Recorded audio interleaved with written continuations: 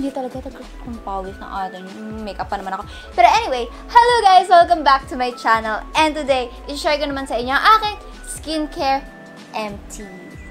Okay, so wala ako talagang empties. Hindi ko na matandaan kung kailan pa yung huling empties video ko. Feeling ko hindi pa ako nakagawa or nakagawa na ako pero once lang. Maliban sa ipapakita ko sa inyo yung product, sasabihin ko rin kung ano yung nagustuhan ko sa kanya, yung ayaw ko sa kanya, kung bibilhin ko ba siya ulit or hindi ko na siya bibilhin ulit. Kasi may mga instances na gano'n, na naubos ko sila kasi for the sake of sayang na dapat ubusin ko na sila. Pero, yung pinaka-effect nila, andun ba or wala or nasaan? Anyway, ayun na nga. So, to start off, the skincare empties. Itong Rovectin Skin Essentials Cleanser. So, ito yung nakita nyo ng mga nakaraang skincare videos ko. At yan, naubos ko na siya ngayon.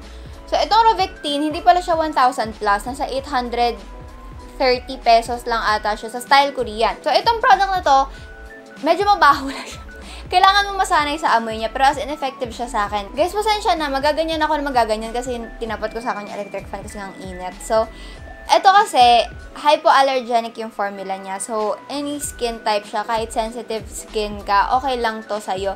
Kasi sa akin, ganun eh. Wala naman ako negative effect sa kanya. Hindi naman ako nagka-whiteheads, hindi ako nagka-pimples.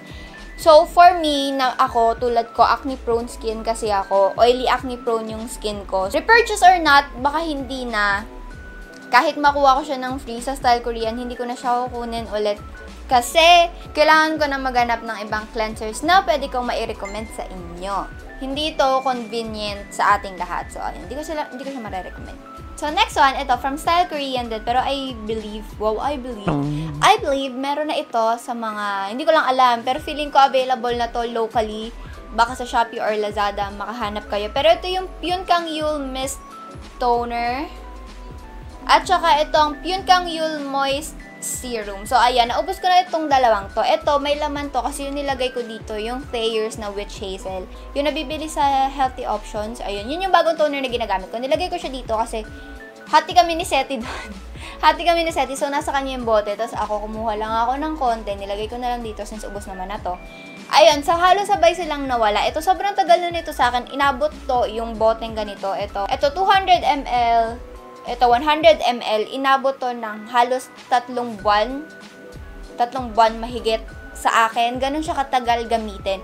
At as in, sobrang ganda ng effect niya sa skin ko. Wala akong reklamo sa kanila kasi sobrang basic lang na amoy nila.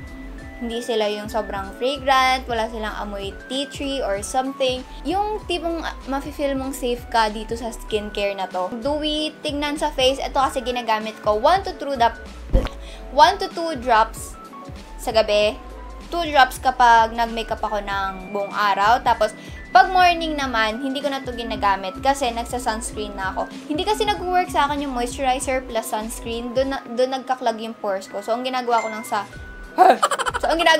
morning, hindi ako nag-moisturize. Nagsa-sunscreen lang ako. Pero anyway, i-recommend ko talaga ito sa inyo. If ever na pupunta man kayong Style Korean, punta kayo Style Korean eh. If ever na mag-order kayo, mapapadpad kayo sa website na yun at may plano kayong bilhin, please, isama nyo na tong dalawang to kasi hindi kayo magsisisi dito sa dalawang to. If ever na makahanap ako ng local reseller nito, ilalagay ko sa description box kasi gusto kong makuha nyo to lahat kasi Next one ay from Flawless. Ito yung included sa oil control kit nila. Ito yung Sun Protect Gel. At saka ito yung Skin Renew Cream.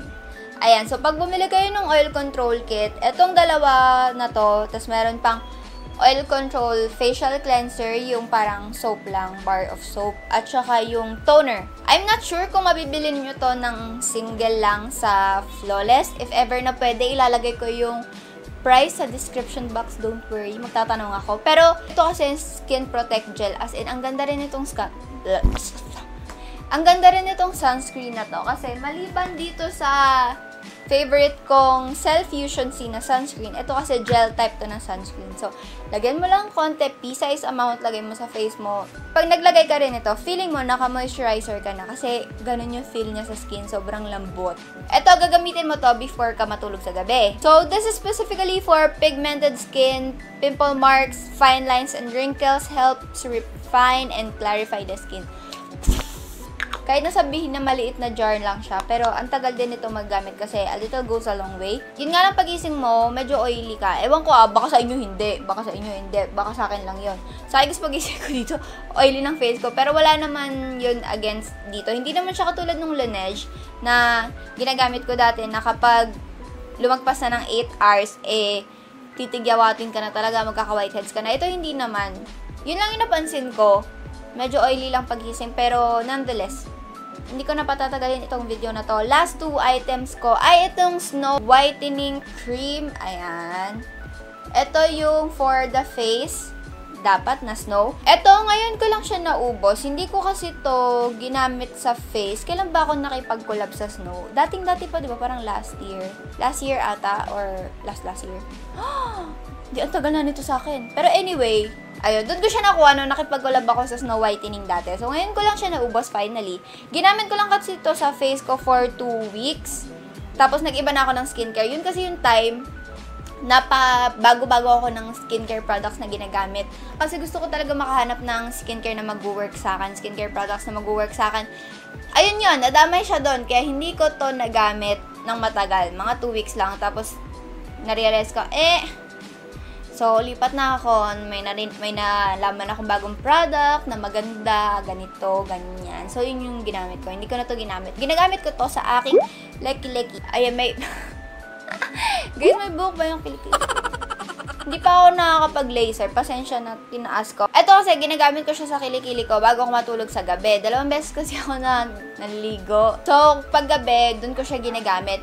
Ginagamitan ko na may micellar water yung kilikili ko at doon natatanggal lahat ng libag. At saka yung mga natirang milk ko sa kilikili ko, doon natatanggal. Tapos, pag natanggal na yun, nagamitan ko na ng micellar water, tsaka ko to ilalagay. Yun kasi yung sa tingin ko nami-miss look natin. Yun ba yung tamang term doon? Yung hindi natin masyado na pagtutuunan ng pansin, pero kailangan yung, hindi lang kasi enough na ini-scrub ko yung kilikili ko. Yung loofah, yung, alam niyo yun, yung mukhang flower na panghilod sa katawan, hindi lang enough na ginaganon ko yung kilikili ko. Ito, repurchase or not, hindi siguro. Kasi ang mahal nito 1.4, 1.5 ata to isang ganito. Pero feeling ko fault ko rin naman yun kasi hindi ko nga siya ginamit sa face ko Dapat sa face siya gagamitin, di ba? Para pumuti. Ayun, yun lang yung thoughts ko sa kanya. Effective naman siya pero hindi yung super agad-agad. Sa kilikili ko hindi ganun. That's all. That's all.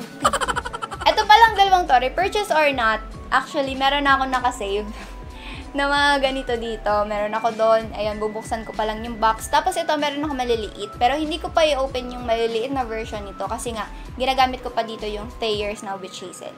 Itong dalawang to, I'm not sure. Siguro kapag kinuha ko ulit yung buong oil control kit nila. At last one, itong Milku. Ito, I super duper love Milku.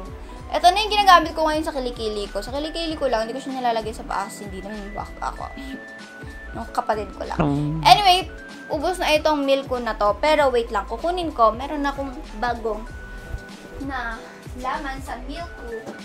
Pero ito yung bagong Milku. Ito, Milku Magic Puff. Yan. Ano siya? May puff siya. Alam niyo yung mga powder foundation. Ayan. Naka-powder puff siya na ganyan. Para pag ganyan mo lang sa kilikili mo. O, ganyan lang. Ayan, ang nakakainis nga lang dito. Sobrang konti lang. Sobrang liliit lang na butas ng sifter niya dito. So, kailangan mo siya chuk dito para makuha mo yung mga product. Pero ayun lang guys. Thank you so much for watching this video.